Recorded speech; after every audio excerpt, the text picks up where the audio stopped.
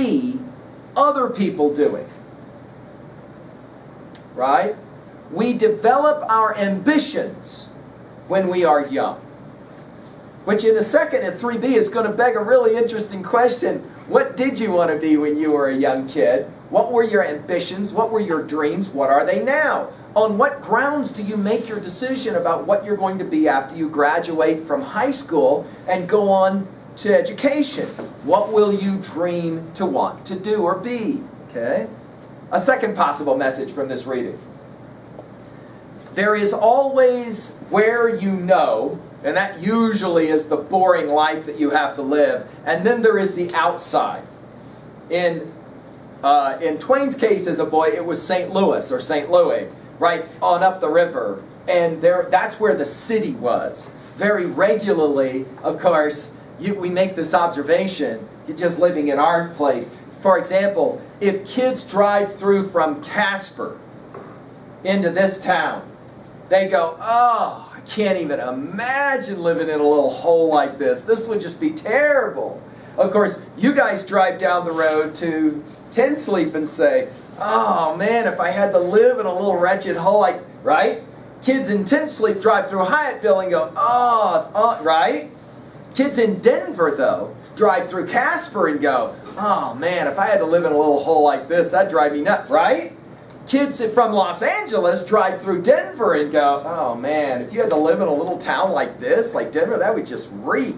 And of course, the kids who grow up in places like Shanghai arrive in Los Angeles and say, wow, this is a small little town. See, it's all relative to what you know, which does beg a really interesting question. Do you think people change when they go to a different place? Often juniors and seniors will point out at Worland High School that their friends who graduate and then go to college come back to Worland, like for example, the first time back in the fall after they've been away at school or whatever, and everyone studies them to see if they're different. Do they, for example, dress differently? Do they look differently? And lots of my juniors and seniors will point out that when these guys go away to college and come back, they come back different. They talk differently. They dress differently. They talk about, for example, things that they know you don't know anything about, as if somehow you're a little lesser than them. Have the same game being played here.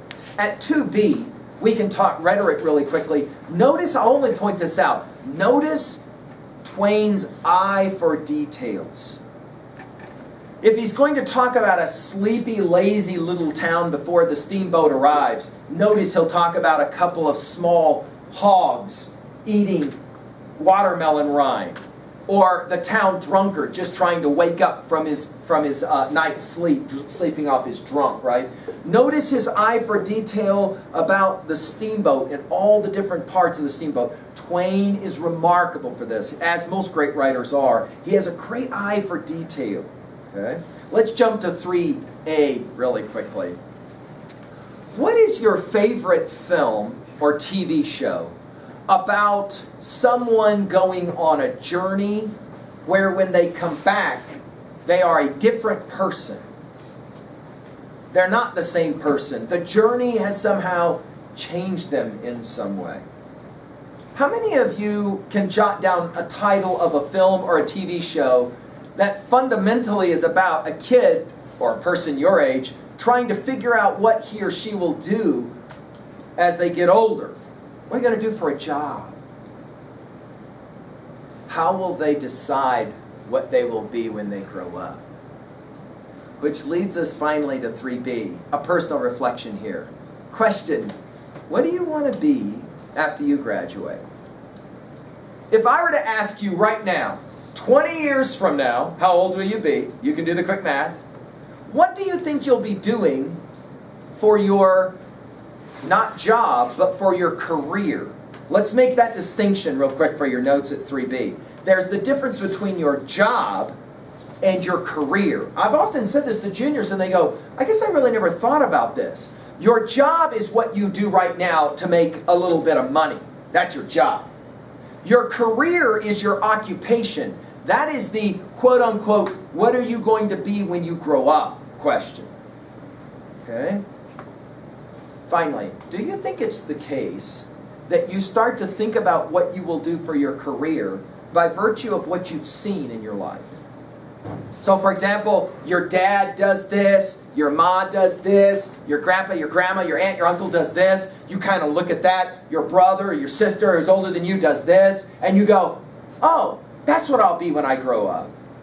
For example, all, it seems, little boys in middle school want to grow up to be ball players. Why? Because they've all seen ball players all their life, right? Want to be a ball player, see, because I've seen ball players on TV or whatever, right? Of course, as they get older and into high school, then all of a sudden their views about this start to change. What do you imagine you will be doing for an occupation in 20 years? And how does that relate to your education? Twain continues, by the way, in Life on the Mississippi, telling about how he wants to become a riverboat pilot, but he has to do what's called apprentice. Some of you are familiar with this concept. If I want to be a plumber, I apprentice. If I want to be an electrician, I apprentice. And by that, what that means is you work with somebody who already knows how to do it, and you kind of learn the tricks of the trade. And one of the things he points out is that education is hard because somebody who knows how to do something asks me to do it and I'm not very good at it. What will be the required education for you to get the job occupation, career occupation that you want? How much schooling will it take?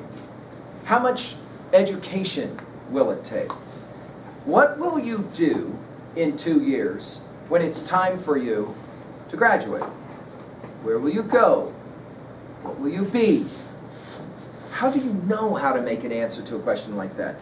Twain says that a lot of it has to do with a choice. Follow this. This is fascinating. A choice between A, staying right where you are where you grew up, or B, leaving where you grew up and going somewhere else. Question for you finally at 3B.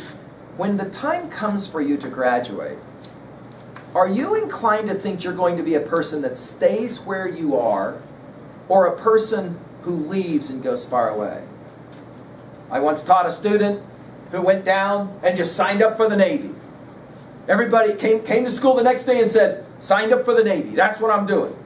All of the pals of this guy said, dude, the Navy? What are you talking? He said, I got to get out of this town. It's the only way I knew how to do it.